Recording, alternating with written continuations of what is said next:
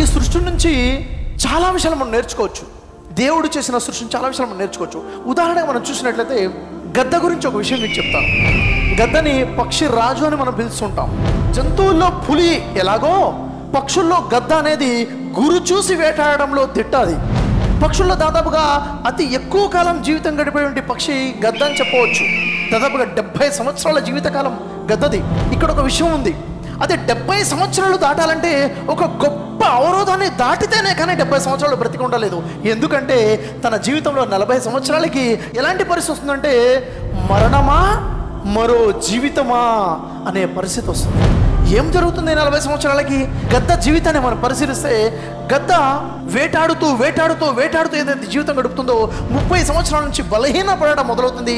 40 సంవత్సరాల వయసుకు చేరేసరికి తను వేటాడే పంజాలు కాస్త బలహీనమైపోతాయి. ఇంకా వేటాడడానికి పనికి రాకుండా పోతాయి పంజాలు. తన ముక్కు మొత్తం కూడా వంకరగా మారిపోతుంది. ఆ గద్ద యొక్క రెక్కలు ముసలితనంగా వచ్చేసి బరువైపోతాయి. తన డొక్కలకి తన యొక్క రొమ్ముకి ఆనుకొని పోతాయి. ఎగిరే పరిస్థితి ఉండదు, వేటాడే పరిస్థితి ఉండదు. అప్పుడు ఆ గద్దకి 2 దారులు ఉంటాయి మిగిలి. మరణమా మరో జీవితమా? మరో జీవితం కోసము ఏం చేయాలి అంటే దాదాపుగా 5 నెలల పాటు కఠోర పరిశ్రమతో కూడిన ఒక ప్రక్రియ నుంచి బయటపడాలి. ఏం చేస్తుందో తెలుసా? గద్ద 40 సంవత్సరాల వయసులో ఉన్నత శిఖరం పైకి వెళ్ళిపోతుంది. అక్కడ గూడు కట్టుకుంటుంది. బండరాయిని చూస్తుంది. ఆ బండరాయికి తన ముక్కుని కొట్టి కొట్టి కొట్టి కొట్టి ఎంత నొప్పి ఉన్నా భరించుకుంటూ తన ముక్కుని విరక్కొట్టుకుంటుంది. కొత్త ముక్కు కోసం ఎదురు చూస్తుంది, కొత్త ముక్కు రావాలని. ఆ తర్వాత ఆ బండరాయికి కొట్టి కొట్టి తన 2 కాళ్ళ పంజాలను కూడా విరక్కొట్టుకుంటుంది. ఎంత కష్టమైనా కొత్త పంజాల కోసం ఎదురు చూస్తుంది. కొత్త కాలంలోనే తనకి కొత్త పంజాలు, కొత్త ముక్కు వచ్చేస్తాయి. ఆ తర్వాత అంతటితో ఆగదు. ఆ పంజాలతో తన ముసలితనంగా మారిపోయిన రెక్కలు ఏవైతే ఉన్నాయో వాటి యొక్క ఈకలను కష్టతరమైన ఒక్కొక్కడిగా పీకేస్తుంది. పీకేసి ఎదురు చూస్తుంది కొత్త రెక్కల కోసము. మొత్తం దాదాపుగా 150 రోజుల ప్రక్రియ, 5 నెలల పాటు కఠోర పరిశ్రమ తర్వాత కొత్త ముక్కుతో, కొత్త పంజాలతో, కొత్త రెక్కలతో ఎగురుతుంది.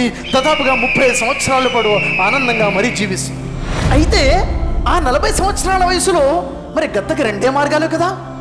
ఇంత కఠోర శ్రమ చేస్తే కానీ మరో జీవితం లభించదు, లేకపోతే మరణమే కదా. మన జీవితంలో కూడా ఇలాంటి అనేక పరిస్థితులు వస్తుంటాయి.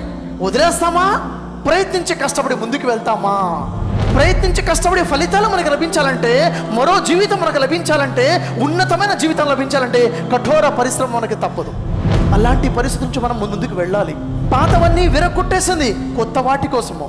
మన జీవితంలో కూడాను గత చేదు అనుభవాలు బహుశా అయ్యి ఉండొచ్చు మనల్ని ఆపేసేవి. చేదు అనుభవాలు మన జీవితాన్ని ముందుకెళ్ళకుండా ఆపుతున్నాయేమో. అలాంటి వాటిని తెంచివేయాలి, వదిలివేయాలి. పాత ఆలోచనలు వదిలివేయాలి, కొత్తదనంగా ముందుకు వెళ్ళాలి. అప్పుడే మనకు కూడా కొత్త జీవితము, ఉన్నతమైన జీవితం.